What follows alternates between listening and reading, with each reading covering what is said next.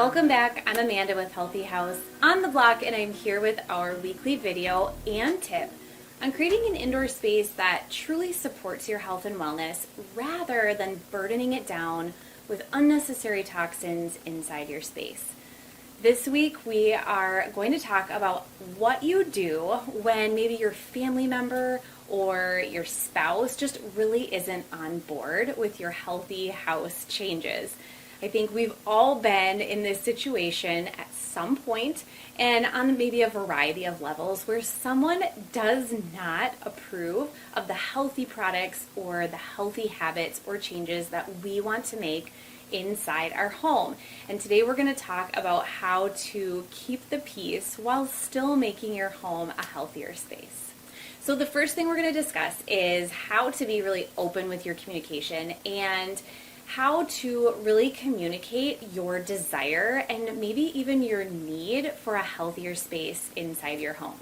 I think being really open about healthy habits that you may want to implement is absolutely key. And for those of you who have a spouse who maybe doesn't always speak the same, quote, language as you, it may mean describing changes and timelines more than you originally thought.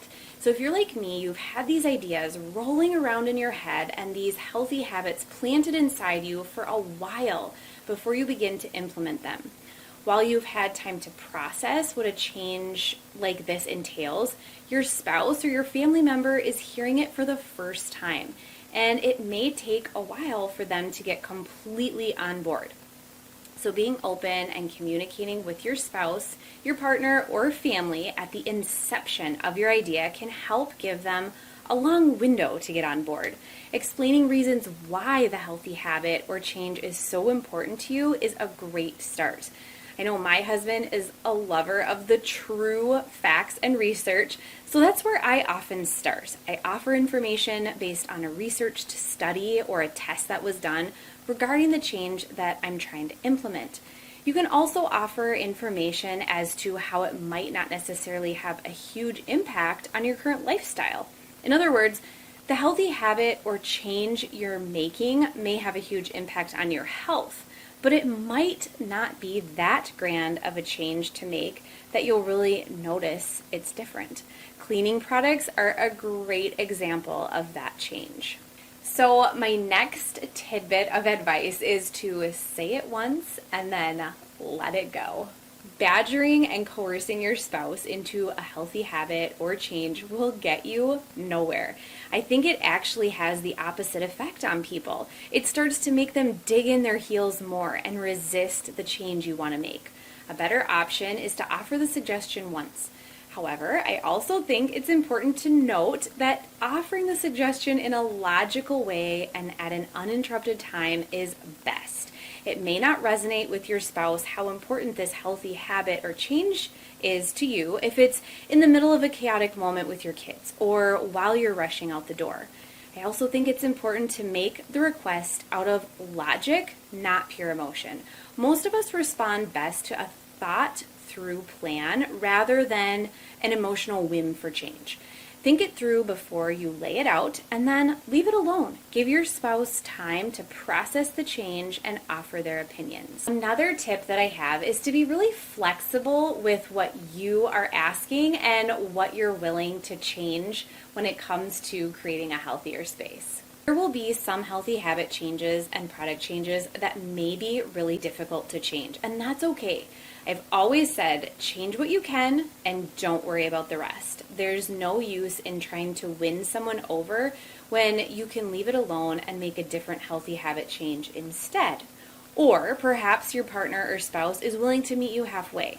We did this in our own house with cleaning products for years. I originally started using vinegar for cleaning, and my husband just could not get on board with the smell or the idea of it.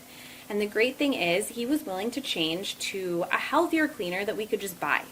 There were many possibilities, even though my original switch wasn't a change that we were going to be making. If I had stuck on the vinegar solution for cleaning, I think we would have had a constant irritation present, and it would have had a negative effect on our family dynamic. The fact that both of us were willing to be flexible and change means we came to a positive solution for our family that cut out chemicals and created a healthier space. Think of a secondary plan in case your spouse or your partner just can't get on board with your original healthy habits or changes. So lastly, I think it's important to remember to just make one change at a time. Don't try to do too many things at once and get overwhelmed or backslide.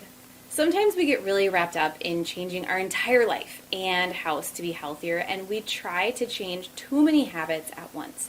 Making your healthy habits and changes slowly and layering them on one at a time will help with making them stick. It will also ensure you aren't overwhelming your spouse with too many changes at one time. This is particularly true if you're trying to get your whole family on board with healthy changes and healthy habits. Making each change and letting it turn into a healthy habit one at a time is really the best way to make any changes. So I also want to share with you a couple of the best and simplest changes you can make right off the bat, things that usually go over pretty well when you're trying to make a change inside your house for your whole family. So if you're wanting to make some healthy habits and changes stick, these are the best ones to start with when it comes to creating a healthier environment for your family inside your home. All of these ideas are linked up in this week's blog post, which I have in the bottom of my video description with step-by-step instructions on how to execute each one. So we're starting with creating a no-shoe policy. You can also change your cleaning products over to healthier cleaning products. You can create habits in your home that will actually lower your humidity levels and create better indoor air quality. You can start with decluttering and getting rid of dust on a regular basis, and then you can just simplify your home so that you have fewer items and fewer toxins in your space. As always, thank you so much for being here. I hope you were able to take at least one idea from this video and apply it to your own life or to your own home. If this video was helpful, go ahead and give it a like, and I hope you'll subscribe to my channel because I am here every single week with new tips, new ideas, new information on creating an indoor space that truly supports your health and your wellness.